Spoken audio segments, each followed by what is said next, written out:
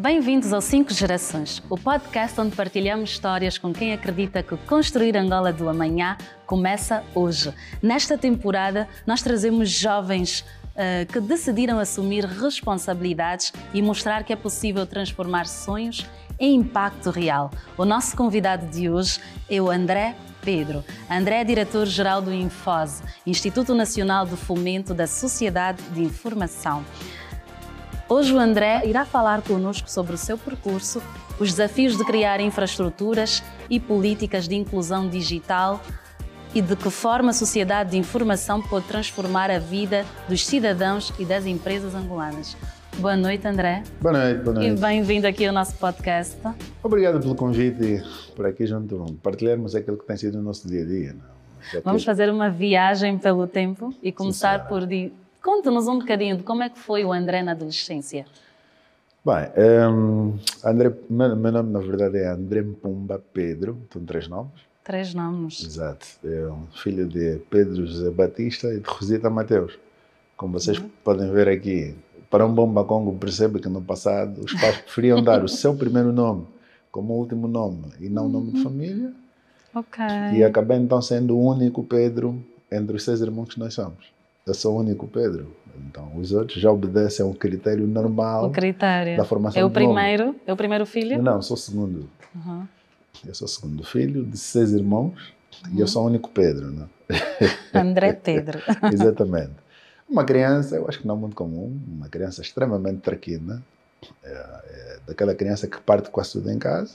Não parece que era traquino. Não, e agora, já com alguma maturidade, muita responsabilidade também sim. vamos nos moldando um bocado mais, mas era extremamente traquino, fundamentalmente na escola, né? Estava sempre de castigo, está sempre a regar o jardim, está sempre a fazer alguma coisa, sempre a limpar a casa de banho porque fez mais alguma coisa que não devia.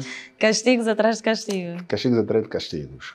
Cresci no Agenda, na rua da Nicarágua especificamente. Só para ver o nosso nível de traquinice na altura, havia a praia de Unguaiã, que era atravessas a estrada da Nucal e sempre a descer e íamos à praia. E ali havia um campo de futebol, que é o campo da Rafinor, que hoje já não existe, e íamos à praia. Então, no regresso, ficávamos a jogar bola no campo da Rafinor e aquilo embrulhasse na areia para que a salinidade desaparecesse do corpo, porque senão já sabia que era uma boa surra. Uma porrada quando chegasse a casa. Quando chegasse a casa era uma boa porrada. Então, ainda assim, quando chegasse a casa, tinha lá o testezinho para certificar-se de facto que não foram à praia. É sempre um vestígio.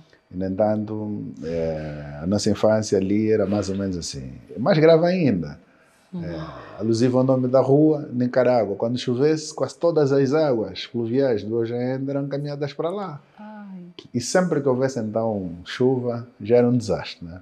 Porque as casas inundavam. Por força disso, eu não sei se ainda tem alguma fotografia de infância para ver, está um pouco caderno, porque a água consumia quase tudo e mais alguma coisa. A nível de escola, fiz o ensino primário até a 4ª classe na escola 230. Quem conhece bem hoje ainda, junto à esquadra da polícia, a rua paralela à esquadra, lá ao fundo, para a escola 230. Ainda existe? Ainda existe, foi remodelada agora, está bonita. Agora acho que é ensino, é uma escola de ensino médio, né? Do segundo ciclo agora. Sim. E nós, na nossa altura, cantava-se o hino nacional de Angola, na altura, e temos o diretor da escola, era o Mano Adão, era um senhor tremendamente alto, então ele curvava-se todo para estar ali junto, quando nós cantar o hino nacional. Uma referência. É uma referência. O Mano Adão, não sei se ainda vive, se não. E a professora mais querida, na altura, era a professora Visita. O nome da professora era mesmo professora Visita. Era assim, muito pequenininha. Me lembro aí, 3ª classe. Classe. Fomos à casa da professora, ajudar a fazer bloco, a juntar areia. Era uma solidariedade tremenda, porque na altura a professora era viúva já, então eram muito solidários para com a professora. Depois desta fase, transitamos para a escola 5, que é também ali no Hoje Ainda, que é uma escola das madres. Estudamos até a 6ª classe. Lá tive um episódio que nem vale a pena contar, porque aquilo costuma é um mês de ir à escola regar o jardim, sempre. Uau! Foi por uma coisa muito curiosa, é melhor nem se contar. É melhor não. E onde é que nasce o amor pelas tecnologias? Pronto, é assim. A nossa geração toda, quase, salvo algumas pessoas que na altura já tinham algumas condições, mas se for perguntar, grande parte de nós, acidentalmente, acabamos calhando numa escola porque era mais próximo de casa, porque não havia condições financeiras para sustentar o táxi. Exato. Lembro-me, porque eu acabei não crescendo, não acabei não tendo a infância próximo dos meus progenitores, e eu cresci uma parte com a irmã da minha mãe, outra parte com o meu tio. Eu lembro-me na altura, o meu tio chamou-me a mim e o outro meu primo e disse o seguinte: "Ó camarada, isto é o dinheiro da tua vida. Eu vou te matricular nesta escola, se brincares, não terá mais. Este é o único dia da tua vida." Eu disse: "Tudo bem." Não, nem a primazia de perguntar qual era o curso, qual era a escola, não havia isso. Pá, tu estás a ser criado, oferece-te uma oportunidade de continuar a estudar e de agradecer. Lembro-me que no primeiro dia de aulas, conheci a escola no meu primeiro dia de aulas, porque o meu tio tratou tudo, foi lá, fez a matrícula, tratou tudo direitinho, e no primeiro dia de aula, então, lá fui. Quando entramos, era o ITEL. Pois. Lembro-me sermos 92 alunos numa única sala. Fiz a nona classe, na altura ainda tínhamos a nona, fiz a nona classe na sala 11 e éramos 92 alunos. Mas era numa sala mesmo? Numa única sala, 92. E nem sentíamos calor.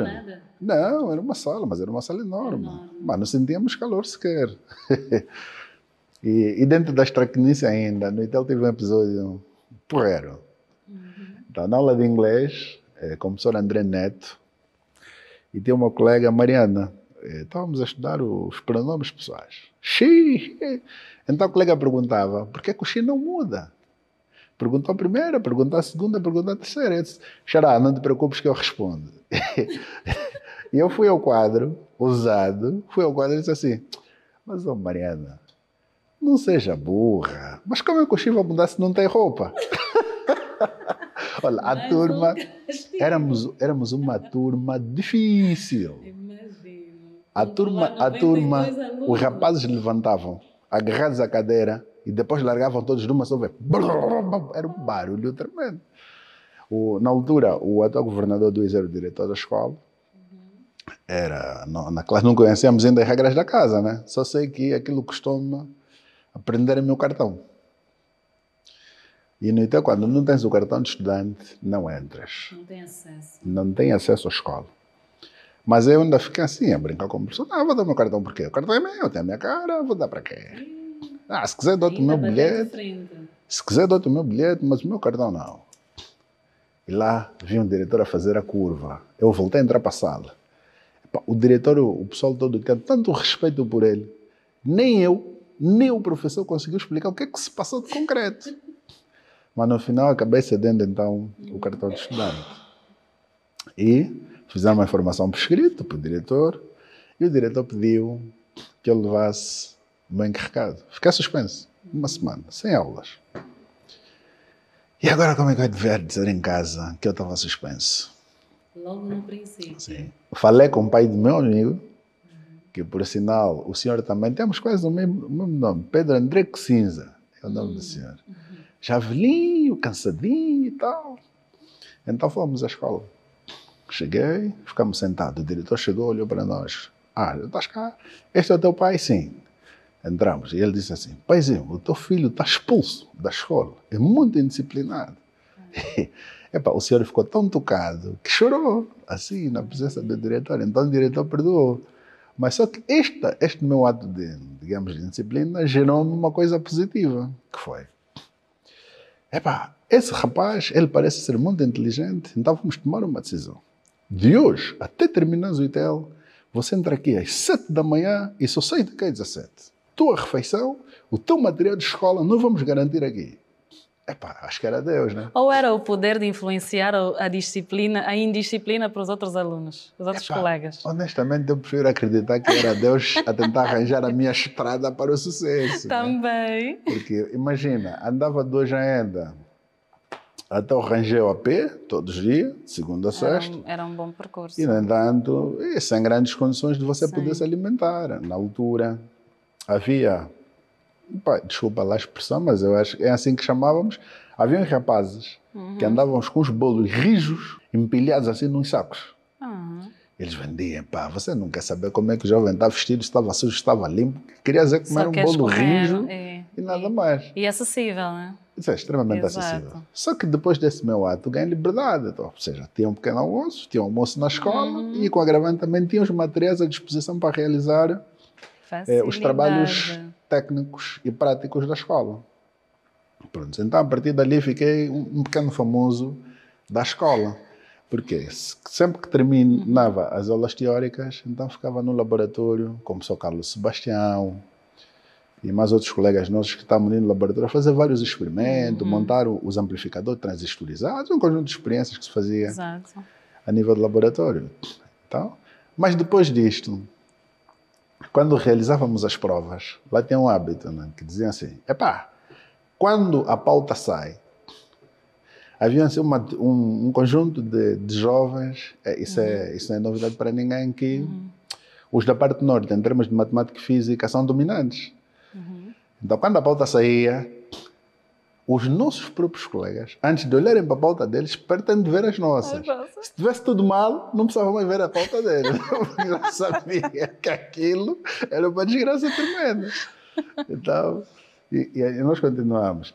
O segundo incidente que eu tive na escola, quando entregaram-nos a prova de física, eu tive 19 valores. E eu corria a escola toda com a minha prova, era mesmo traquino de verdade. Corria. O diretor Rocha, extremamente sério. Ele dizia assim, poucos, mas bons. Esse é o lema da escola. Cabelo despenteado não devias entrar à escola.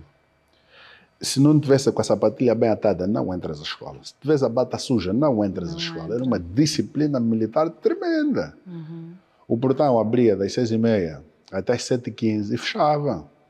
Não entrou, não entra mais. Perdias os primeiros 2 tempos. Só no terceiro tempo é que abriam para um intervalo de 5 minutos para poder entrar e sair. Se não cumprisses, não tinhas nada na escola. Então essa foi a minha passagem pelo ITEL. Graças a Deus eu não reprovei. Entro no ITEL em 2003 e saio em 2006. E depois, dadas as mesmas dificuldades da vida, deram-me 2 possibilidades. Uma que era para ter uma bolsa na Faculdade de Ciências, no curso de Ciência de Computação, e a outra era para trabalhar numa empresa, Multitech, que era uma empresa prestadora de serviço à Unitel. Já não tinha nada para comer, ainda que dessem a bolsa, depois tem que ter outras condições para sustentar a universidade. Não havia, senão vou ficar com emprego. Pronto. Isso em 2007, janeiro de 2007, dia 12, fui-me apresentar na Multitech, aí na Vila Alice, onde eu comecei a trabalhar primeiro. Trabalhei 2 anos, mais ou menos, e 6 meses lá. Teve que interromper os estudos? Não, nesse período eu não estudei. Fui trabalhar, não ia para a universidade, porque era, primeiro, tentar construir alguma estabilidade. Exato. Bom, aí, pelo menos, a traquinice desapareceu, já tem um bocado mais juízo. Acumulei algum capital, tratei a minha primeira carta de condução, tratei o meu passaporte, organizei-me. E como a empresa viajava muito, porque nós trabalhávamos numa cadeia da Unitel, na altura não havia fibra, parte alguma. Sim. Nós trabalhávamos na Unitel, onde fazíamos a transmissão da rede Unitel de Luanda para o resto de todas as províncias de Angola. Então, fazíamos a configuração na parte de Luanda, mas era depois preciso viajar para a província para fazer a outra configuração, fazer a conexão por satélite. Este aqui, nós trabalhamos na área da transmissão. Então, esse foi o meu primeiro emprego. 2 anos e 4 meses depois, na altura, já devia ganhar ali mais ou menos 80 mil. Estamos a falar de 2007, já era bastante dinheiro. Eram 800 mas dólares. Depois, eram 800 dólares, né? Sim. Tomei a decisão de fazer uma ruptura com o trabalho. Como viajava-se muito, então não dava para estudar. Fiz uma ruptura e disse assim, não trabalho mais aqui, vou no ITEL pedir que me deixem pelo menos ser monitor e me paguem alguma coisa. Já acumulei dinheiro que dá para suportar a universidade, então não trabalho mais, porque senão não consigo me formar. Sim. Todo mundo chamou-me maluco, meu. André, tu és louco, meu. Um monte de gente à procura da oportunidade que você tem, você abandona porque quer estudar. Disse, aqui cada um sabe si e sabe o que quer ser. Eu quero estudar. Fiz uma ruptura em 2009, neste caso. E foi o ano que nasceu a minha primeira filha, a Márcia. Em 2009? Em 2009. Abandonei a empresa, fui para o ITEL. Na altura, no ITEL, deviam me pagar 43 mil kwanzas. Aí aqui onde o pessoal todo me chamava de maluco, né? Mas eu disse, não, mas eu tenho certeza de que eu quero e é aqui que eu fico. Então, em 2010, começo como um monitor na escola. Em 2011 já passei para professora. No ITEL fiz todas as carreiras que uma pessoa faz. Fui monitor, fui professor, fui coordenador de disciplina, fui coordenador do curso. Depois fiquei um período a internar no departamento pedagógico. E um período que no fundo também exerci quase o papel de diretor pedagógico, interino, até 2017, então. Conheço o ITEL de uma ponta a outra. De uma ponta a outra. E em 2007, deram-me então a possibilidade de ser o diretor-geral do ITEL. E fizemos uma revolução tremenda. Fizemos uma transformação completa ao Instituto. Nesta altura, uma das primeiras revoluções que nós fizemos foi a questão de equilibrar a questão do horário, que era um grande problema. Todo mundo tem consciência que na altura todo mundo podia ter 2 empregos e era normal. Sim.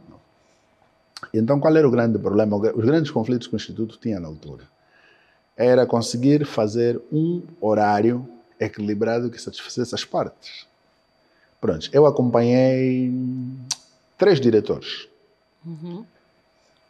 Dentre esses 3 diretores, acompanhei o percurso dos 3 e, no entanto, eu sabia o que era bom, o que era ruim, e eu só corrigi aquilo que estava mal no Instituto.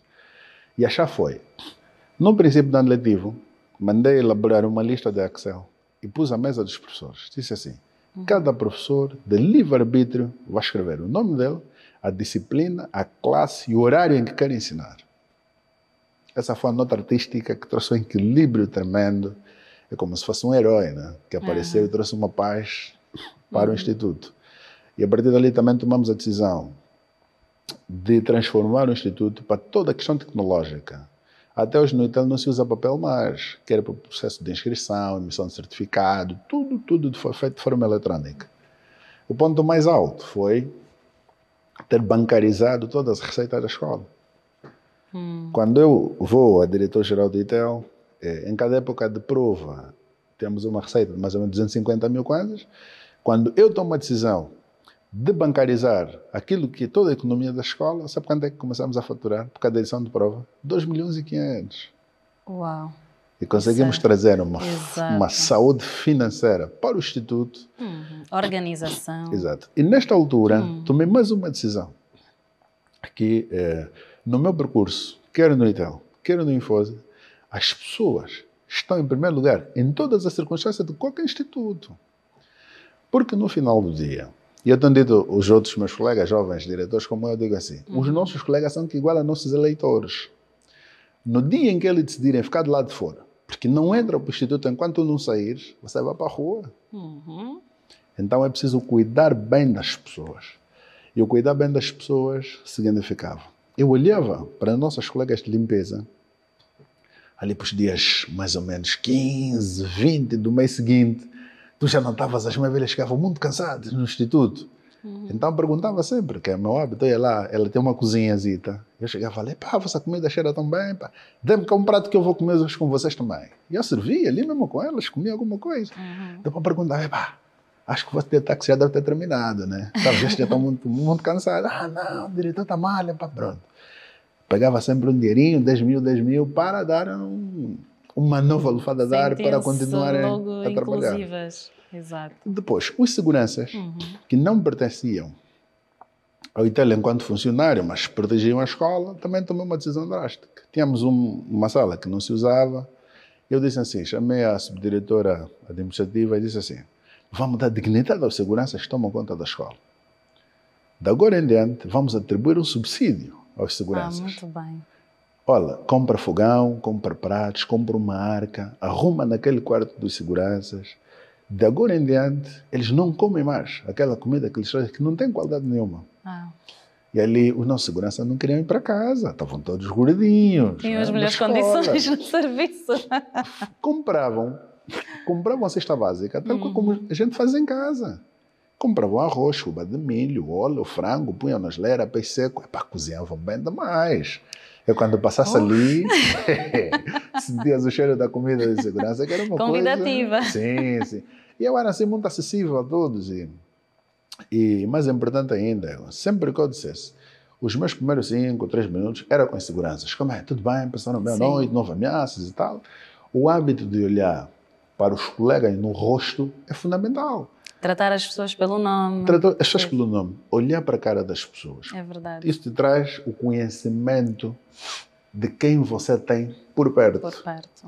Porque quando tens o hábito de saudar as pessoas, dar-lhe a mão e olhar para o rosto dele, tu consegues saber quando é que esse colega está bem, quando é que esse colega não está bem. Uhum. Tu chegas, cumprimentas a pessoa, sente ela para baixo e tens a saber, pá, mas o que é que se passa? Tu não és assim. Isto é de extrema importância. Eu costumo fazer aqui um paralelo entre diretores, ministros, PCAs, os pastores e os padres. Eu faço esse paralelo porque quer um, quer outro, está para cuidar de pessoas. Exato. Certo? Temos essa missão de cuidar das pessoas. Eu tenho dito, tu podes ter um colega que planeia um suicídio à noite, por exemplo, e naquele dia você vai passar lá daquele colega, sentas e conversas com o colega, uma conversa aberta, alegre. Esse colega é capaz de esquecer o que ele planeou para fazer à noite. É verdade. Isto é para dizer o quê?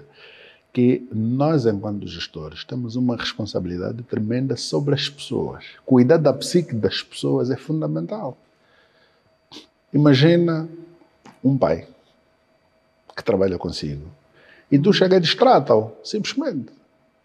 Sabiam que esta forma de ser e estar, de se posicionar relativamente às pessoas que você dirige, se você for um mal criado, um mal educado, que maltrata as pessoas, você pode fazer com que essa pessoa cometa um suicídio, você pode fazer com que essas pessoas maltratem os filhos ou maltratem a esposa.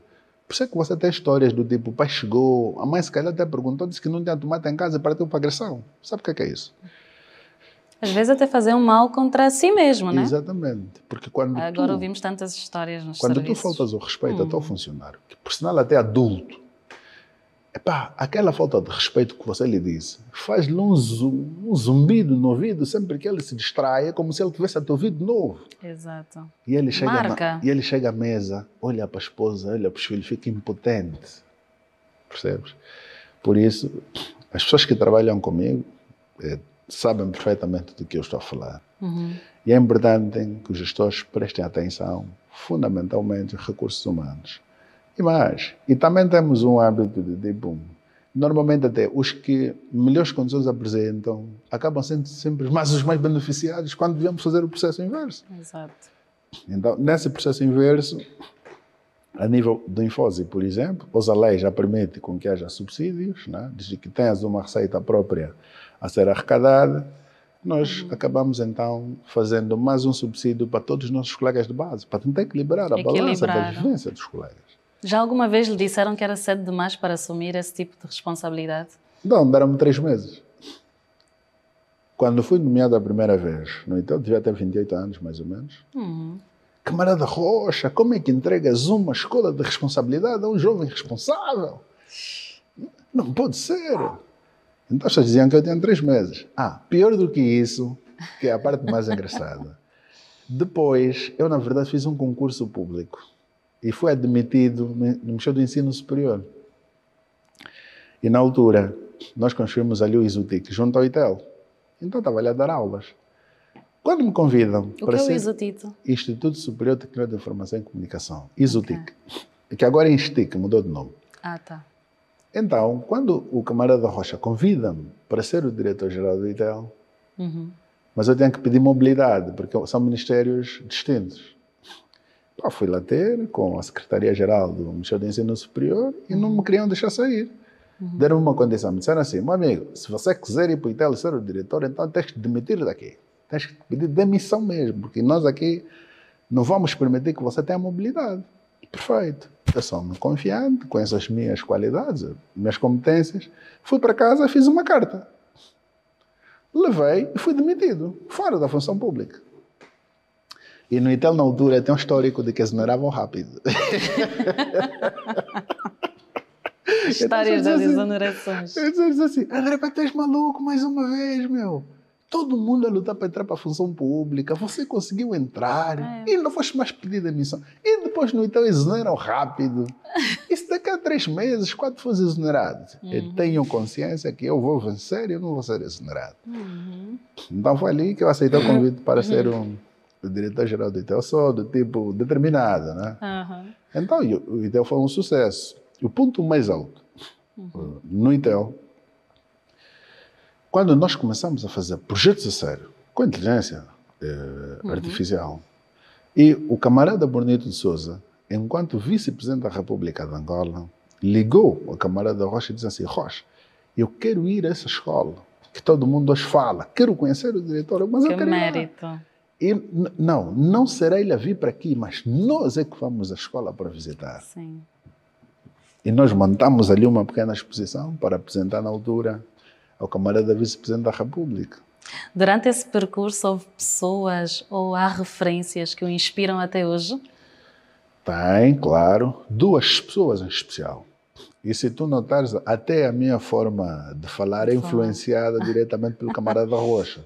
Porque o camarada Rocha, no fundo, acabou sendo um pilar da nossa própria educação, porque no ITEL não se aprende só ciência, no ITEL aprende-se vida. Porque o nível de rigor que há na escola te transforma por completo. E encaras todas as coisas de uma forma diferenciada. Porque o camarada Rocha sempre nos dizia que,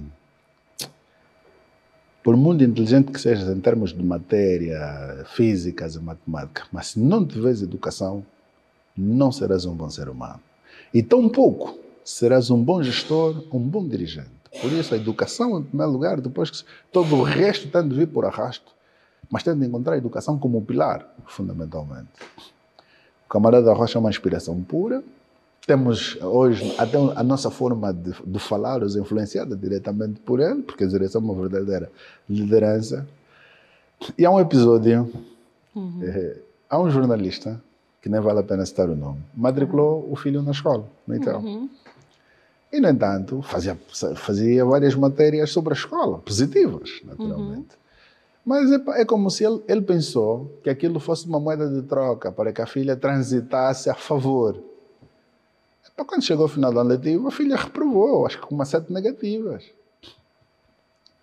Logo a seguir, nas redes sociais, saiu um texto enorme a dizer que eu era filho do camarada Rocha, de que eu era só André Pedro porque queriam camuflar, eu não queria assumir que era filho dele, mas eu era filho dele, de que eu tinha um rei na barriga, que não respeitava absolutamente ninguém, que eu tinha a escola como sendo uma propriedade do meu pai. É um texto enorme nas redes sociais. Mas, naturalmente, quem me conhecia não dá a mínima importância no texto que saiu, porque no ITEL o rigor é em primeiro lugar. E como lidar com essas críticas? Assim, de repente, no auge da carreira, sai essa matéria. Mas eu acho que mais do que as matérias é a tua própria consciência, que é fundamental. Eu uso uma expressão típica do tipo: ninguém é feiticeiro e não sabe. Mas como é que você vai e você vem dizer que não sabe? Isso quer dizer o quê? Significa que todos nós nos conhecemos no mais profundo de nós. É verdade. Quando as coisas vêm a público e aquelas que não constituem verdades, não devem nos preocupar. Devemos continuar focados naquilo que são nossos objetivos. Porque só não é mal falado quem nada faz. Enquanto estiver no exercício de alguma função, naturalmente, ninguém consegue agradar a todos. Tem sempre os insatisfeitos. Mas a tua avaliação, enquanto gestor, eu tenho dito, o nível de aceitação tem que estar aí na ordem dos 80%. Uma amostra, se tiveres uma amostra de mais ou menos 1000 funcionários e se 800 funcionários estiverem contentes com a tua gestão, és um bom gestor. Esse é o princípio que tem de prevalecer sempre. Por isso, às vezes, como dizem, até quem quer atrapalhar, quando se tem sucesso, acaba ajudando. Ajuda. Acaba nos fortificando ainda mais. Houve algum momento que sentiu assim decisivo? Eu quero trabalhar para a tecnologia ou com tecnologia para transformar ou para que a tecnologia seja uma força transformadora no seu país, aqui no nosso país? Olha, este momento decisivo, já vou falar desse momento, não posso, seria muita ingratidão se não citasse alguém em memória, que também por acaso foi diretor-geral do ITEL, Manuel Augusto Pedro, Era um senhor perfeccionista. Hoje, a elaboração de documento, a forma de escrever, é que ele corrigia cada coisa, porque também me tinha como filho. Lembro-me que nos meus primeiros anos de universidade disse assim, eu vou pagar para ti. Uau. E pagou. Pagou nos 2 primeiros anos de universidade, depois ganhei maturidade, ganhei endurance, comecei a pagar sozinho. Mas ele, quando viajasse, ficava com os cartões dele do banco, ficava com os carros dele, cuidava das coisas dele como se fosse um verdadeiro pai. E era uma orientação precisa naquilo que era preciso ser. A forma de ser, estar, orientação, passou-me tudo isso. Ou seja, grande parte dos jovens bem-sucedidos tem sempre mentores muito fortes. Hoje isso já vai se escasseando, né? Agora os mentores começam a ser cada vez poucos. Vamos vendo agora um bocado de crise de liderança também, de alguma forma. Mas nós tivemos bons mentores. O momento da decisão para a contribuição em tecnologias. Olhei para o próprio ITEL, é que me serviu, no fundo, de inspiração. E por que me serviu de inspiração? O ITEL é maioritariamente frequentado por gente de classe bem baixa, nem média é. É gente que vem do Kikolo, é gente que vem do Jaende, é gente que vem das Mabores e tudo mais.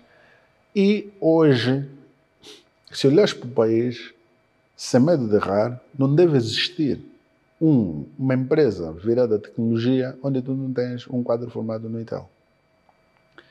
Então eu olhei para o ITEL e disse assim, isto é um santuário. Eu disse assim, Deus habita aqui. Ou seja, o ITEL é o local onde Deus abençoa e muda vidas. É ali onde eu tomei a decisão que eu ia cuidar da escola como se ela fosse minha. E que todos que fossem estudar no ITEL devíamos cuidá-los como se fossem os nossos próprios filhos. Era a única forma que se tem de garantir o cumprimento de objetivos. Porque, e o camarada da Rocha ainda dizia mais, né? Quando não se é um bom chefe de família, raramente se é um bom gestor. Quase impossível. No fundo, ele está a dizer assim, se não és capaz de amar os seus, não amarás mais ninguém. É verdade. É verdade. Então, eu tenho tomado essa decisão. E é super notório também, ao falar sobre isso, o brilho nos olhos. Agora, como diretor do Infose. Para quem nos ouve, o que é que o Infose faz? Pronto, o Infose é um instituto de fomento da sociedade de informação. Nós, para aquilo que é do conhecimento do público, somos mais conhecidos pelos projetos sociais que estamos vindo a implementar pelo país. Que é o projeto Angola Online. Quando eu fui para o ITEL como diretor-geral, já encontrei o projeto Angola Online, já encontrei o projeto Angola Digital. Nós incrementamos o Fórum de Governança da Juventude como um projeto social também dedicado ao Ministério, porque o binômio da inclusão e massificação digital, ele obedece a 3 critérios fundamentais. Primeiro, o dispositivo. Segundo, a conectividade. E terceiro, o conhecimento, ou vice-versa. E nós, então, dados os projetos que havia a nível do Infose, fundamentalmente virados à massificação da inclusão digital, o Angola Online é o projeto que temos estado a instalar pontos livres de internet ao longo do país. E, no entanto, o Angola Digital é o que eu mais aprecio, porque o Angola Digital traz 2 componentes, que é equipar as salas de informática e disponibilizar também o sinal de internet nessas mesmas salas. E o Angola Digital diferencia-se pela capacidade formativa que se oferece. Enquanto se instalam as salas de informática, vamos disponibilizando pessoas para dar então aulas de informática aos nossos petizes, porque o projeto Angola Digital prioriza fundamentalmente escolas de ensino de base. Ou seja, escola com meninos dos 5 a 6 aninhos, nós vamos já implementando as salas de informática para que estes meninos tenham contacto com a tecnologia o mais cedo possível. Mais cedo, exato. Para que melhores sejam orientados para a produção daquilo que é de soluções tecnológicas que há necessidade, no fundo, de Angola. E o Fórum de Governança da Internet é um novo elemento que nós introduzimos, que é para irmos a nível de todo o país indo realizando então palestras, seminários, o fórum tem essa vertente educativa, onde nós vamos levando especialistas que falam sobre determinadas matérias, tipo, a responsabilidade fundamentalmente no uso desse recurso que se chama internet, que hoje tem trazido muitos problemas.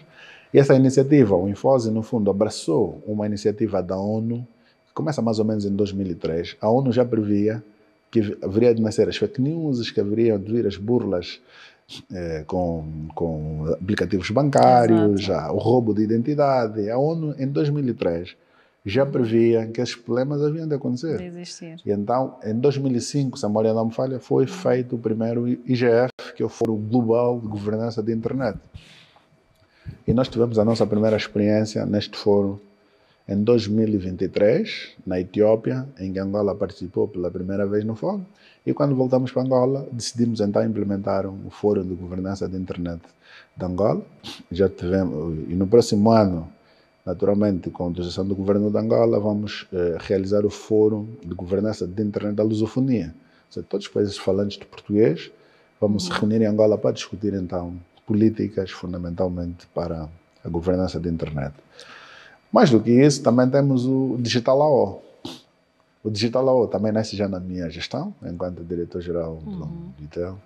O Digital AO foi inaugurado em janeiro de 2022, por Sua Excelência Camarada Presidente, João Manuel Gonçalves Lourenço, ali no Rangel, junto ao ITEL mesmo. Está lá o Digital AO. O Digital AO é o edifício de incubação de startups. Aqueles meninos que têm ideias brilhantes que podem ser transformados num negócio, numa solução tecnológica utilizável para acudir àquilo que são nossas necessidades, podem sempre estar incubados num período de 2 anos, em que eles encontram sala climatizada, encontram internet, encontram computadores e são então incubados por um período de 2 anos para dar maturidade à ideia para se transformar num negócio. E no final de 2 anos são então dispensados para dar vaga a outros jovens para poderem incubar as soluções tecnológicas.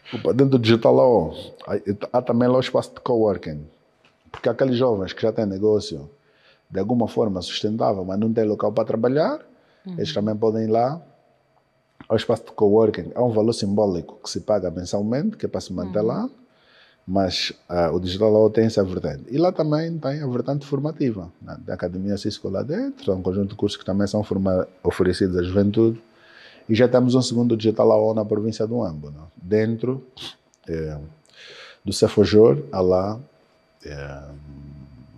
um edifício Digital Law. Por isso, a nossa intenção é termos no mínimo 8 Digitais AOs a nível do país e serem então subsidiados por regiões. E mais importante ainda, o Infos também tem a gestão do data center do governo de Angola. E nós tivemos um momento importante, a coisa de mais ou menos 1 ano, quando conseguimos conquistar a soberania digital de Angola. Que é, nós tivemos um problema. Podia aparecer aqui alguém, por exemplo, e criar um domínio com o nome do camarada Presidente da República, com terminação .o. Os domínios são o endereço digital da representação da República de Angola na internet. Todos os domínios com terminação .o é a representação de Angola. De igual modo, o mais 244 é o indicativo para Angola e não é para mais ninguém no mundo, é só para Angola. O .o é de igual modo. Então, coisa de 1 ano nós conquistamos essa soberania digital.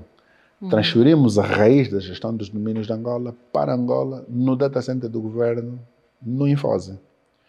Hoje, as empresas que utilizam domínios nacionais, se houver uma questão de burla, hoje facilmente nós conseguimos identificar os proprietários do aplicativo, do site que tem praticado este ato.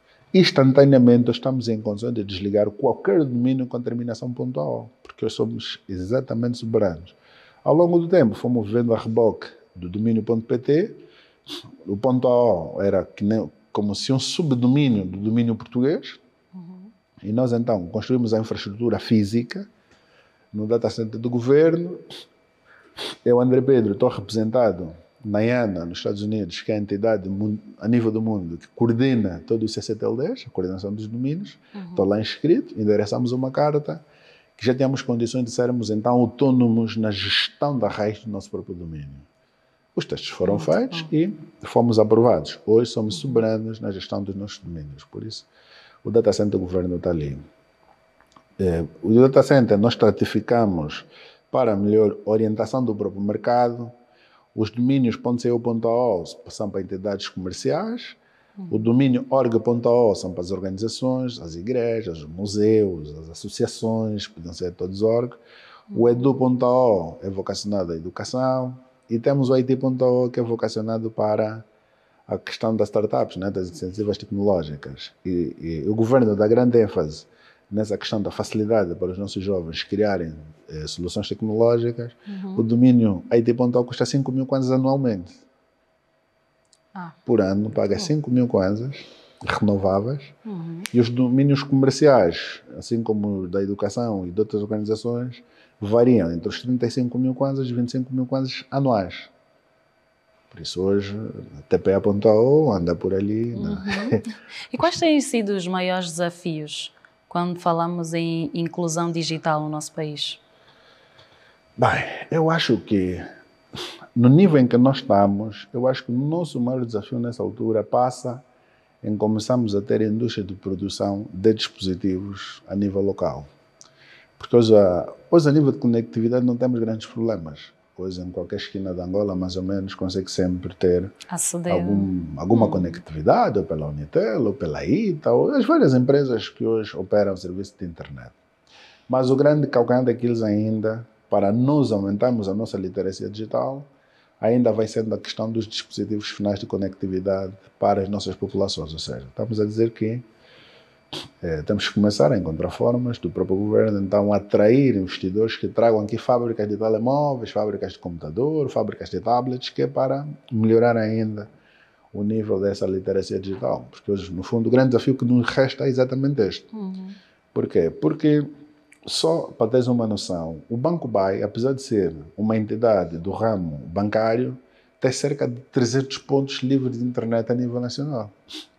A Unitel tem uns tantos pontos livres de internet a nível nacional. O próprio Infose, há coisa de 2 anos, nós tivemos cerca de 7 milhões de angolanos que tiveram conectividade ou tiveram acesso à internet por via dos pontos de internet gratuito que têm sido implementados ao longo do país. Nessa altura, estamos em volta de 200 pontos gratuitos de internet. O mês passado ainda acabamos de entregar cerca de 5 pontos gratuitos de internet na província do Cubango, em Menong. Então temos aqui estado, de facto, a caminhar. Entre estes projetos que têm trabalhado, desculpa cortá-lo, qual é o mais marcante para si? Eu acho que, assim, em termos de carreira e em termos de importância para o país, o CCTLD é o mais marcante. Porque, no fundo, o CCTLD é que garante a nossa soberania, a nossa presença na internet. Porque hoje o crescer das marcas angolanas na internet é determinante que haja, de facto, esse fator diferencial que é a soberania com relação aos domínios. Esse acaba sendo o mais marcante de todos. Agora, se olhamos na vertente de utilizador, talvez o data center fosse o que mais interessa aos nossos jovens. Porque a nível do data center do governo, os nossos jovens podem alocar as soluções digitais a desenvolver a custos extremamente baixos. Né? Dada já que a garantia de domínio para as startups que custa 5 mil kwanzas anuais, aqui o complementar então do governo ter tomado a decisão de disponibilizar a infraestrutura data center do governo para que qualquer angolano que queira desenvolver uma solução tecnológica e disponibilizá-la na internet pode fazer via data center do governo. Por isso são elementos de grande relevância e importância. Como é que é liderar uma instituição que precisa pensar em soluções que cheguem tanto ao grande centro urbano como às zonas mais remotas? É um desafio bastante interessante e eu gosto deste desafio. Porque, no fundo, como diz o meu pai, às vezes para sentir que estás vivo precisa sentir alguma dor, né? Porque o corpo, quando fica muito descansado, é porque alguma coisa não anda bem. Então, é um desafio bastante bom, eu gosto. E, fundamentalmente, o Infose a malta que trabalha no Infose anda na ordem dos 30, 20, pronto, dos 18 até os 30 anos, mais ou menos, toda malta jovem, tirando os mais velhos que, no fundo, nós herdamos do antigo Inatel. Exato. Porque o Infose é a junção de duas instituições, que é o CNTI, Centro Nacional de Tecnologia da Informação, e o Inatel, Instituto Nacional de Telecomunicações Administrativa do Estado. Essas duas instituições fundiram-se e nasceu o Infose. Então acabamos tendo aqui uma miscelânea de idades, né? Uns na porta dos 60 e outros no limiar da entrada para o mercado de trabalho. Então, também é um desafio bastante bom ter que gerir aqui. Exato.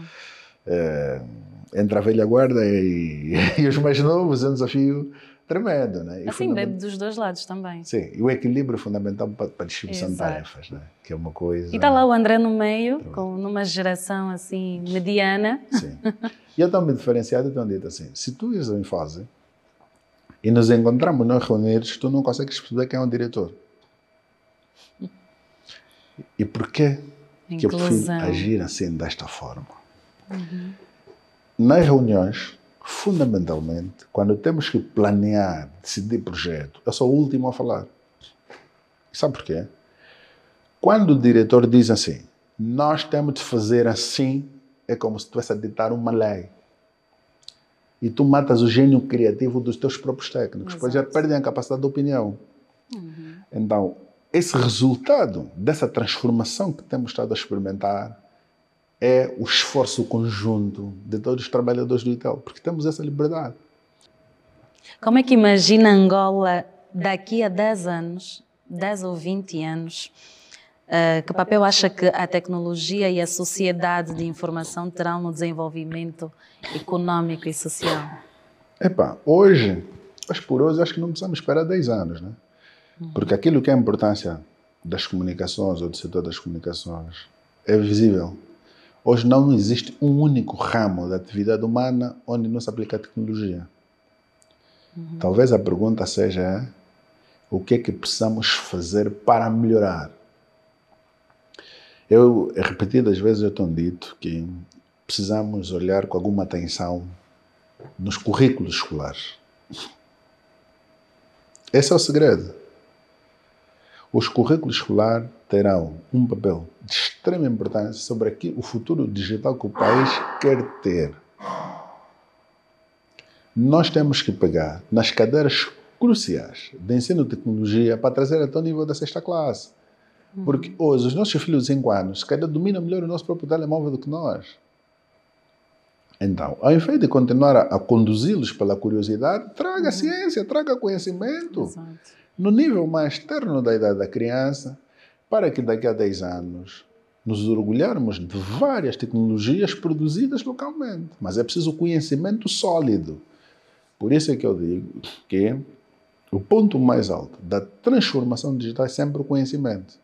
E esse conhecimento nós devemos começar a distribuí-los na maternidade. Significa rever o currículo do Ministério da Educação com relação ao ensino das tecnologias e, fundamentalmente, a questão da ética na utilização dos recursos tecnológicos. Tem que começar na 6ª classe. Por quê? Se tu notares, a nossa geração, se chamares aqui os 10, 20 pessoas da nossa geração, canta o hino nacional de Angola, de forma brilhante. Mas de um tempo para cá não temos isso. Porque nas paradas não existem as paradas onde se canta o hino nacional. Porque é preciso semear o patriotismo, o amor à pátria nas pessoas. E é preciso trazer o significado, no verdadeiro sentido de tecnologia, para a transformação do nosso país na eternidade. Existe algum país ou projeto que o inspire como exemplo de transformação digital? A Polónia é uma grande inspiração. Porque nós hoje precisamos dar mais um próximo passo naquilo que é a inspiração, né? Como vem. Nós precisamos agora dar o próximo passo para, de facto, termos a tecnologia como um fator determinante até da própria economia, que é a implementação da infraestrutura de chaves públicas. E por que eu fui buscar esses da Polónia? Porque eles são um dos países no mundo que começaram com essa tecnologia. E a infraestrutura de chaves públicas traz uma facilitação que é a seguinte. Não interessa em qualquer parte do mundo onde tu estejas, estás em condição de validar qualquer contrato, qualquer transação. E nós hoje continuamos a gastar dinheiro para fazer uma viagem, para ir a Nova York, para ir a não sei onde, para assinar um contrato. Quando nós darmos o próximo salto, que é a implementação da fechura das chaves públicas, também temos o aval da utilização do passaporte eletrónico. Por isso a Polónia inspira-me na questão de tecnologia, porque é um país que quase 99% digitalizado em todos os processos. E nós precisamos caminhar nesta direção. André, infelizmente, eu digo mesmo infelizmente, o nosso tempo está a caminhar mesmo para o fim. Fica sempre muita coisa por dizer. Eu tenho muitas questões aqui a fazer, mas eu gostaria que deixasse uma mensagem. Fique à vontade, a sua câmara é aquela. Uma mensagem, tanto como líder, como um ser humano, para uma pessoa que irá ver essa mensagem para daqui a 10 ou 15 anos, por exemplo.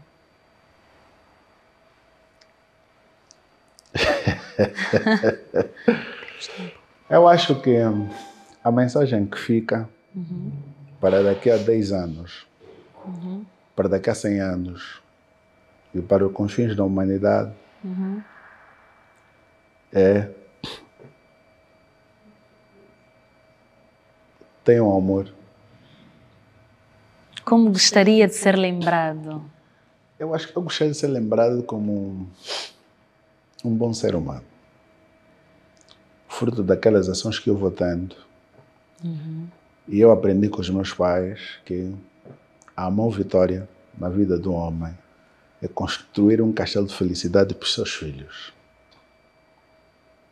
E este castelo de felicidade não se trata de edifícios construídos com betão, bonitos, não. O meu pai sempre me educou que o castelo de felicidade que se constrói para os filhos é o ser humano que você foi ao longo da tua trajetória. Eu disse ser humano, não ser vivo. O ser humano que você foi ao longo da sua trajetória vai determinar a coexistência dos teus entes. Significa dizer que o castelo de felicidade significa a minha filha Márcia ou Dádiva, se baterem aqui à porta da TPA, as pessoas devem recebê-los com satisfação em função da pessoa que eu fui. Epá, o teu pai é uma excelente pessoa. Este é o castelo de felicidade que nós queremos que as pessoas continuem a construir, dizer que o amor é a chave da vida. Pratica o amor no seu dia a dia, que todo o resto de ti será fácil. Qual é a mensagem que deixa para os jovens que trabalham e sonham trabalhar com as tecnologias e contribuir para o crescimento do nosso país? Sejam disciplinados e não se envaideçam, fundamentalmente. Porque, na minha vivência, o que tem estado a matar a nossa juventude é a vaidade depois de ter realizado um objetivo. Grandes iniciativas de jovens nossos, depois que apareceram a primeira vez na televisão, confundiram o aparecer na televisão com sucesso. Fama não é sucesso. Aparecer nos holofotes pode trazer alguma fama, mas não te garante sucesso. Uma pessoa de sucesso significa cumprir os princípios da vida. Estar socialmente estável, ter uma família constituída, ou seja, o teu conhecimento tem de ser capaz de te sustentar. E o que é que tem estado a acontecer? Constrói-se uma solução tecnológica, traz-se para a mídia, o jovem fica vaidoso e se esquece de todos os princípios de vida e o projeto para por ali. Por isso, disciplina, foco, humildade são os pilares de sucesso para a vida de um ser humano. E, fundamentalmente, todos os dias das nossas vidas, quem está no setor das tecnologias tem de estar disposto a aprender uma nova coisa. Porque a tecnologia é dinâmica, ela transforma-se todos os dias. Por isso, o conhecimento de ontem já não serve para hoje. Por isso, não nos envaidecemos e sejamos então persistentes na busca do novo conhecimento todos os dias da nossa vida. Obrigada mais uma vez, André. Obrigado. Nosso tempo chegou ao fim, infelizmente. Esse foi mais um podcast 5 Gerações. Nós estamos com vocês todas as segundas-feiras aqui no canal da TPA1 e também no nosso YouTube. Não às segundas-feiras, mas disponível no YouTube. Até a próxima geração, até a próxima semente do futuro.